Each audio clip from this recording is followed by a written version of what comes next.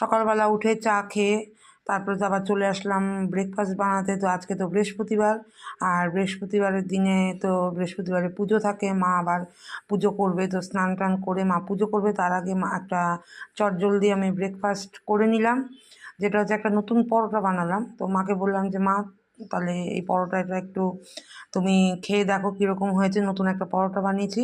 তো ব্রেকফাস্টটা আগে করে নিয়ে মাকে তো দিয়ে দিলাম খেতে।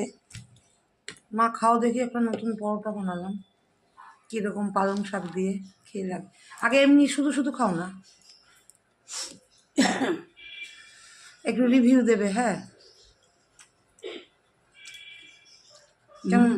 হ্যাঁ ভালো হয়েছে। ভালো লাগে।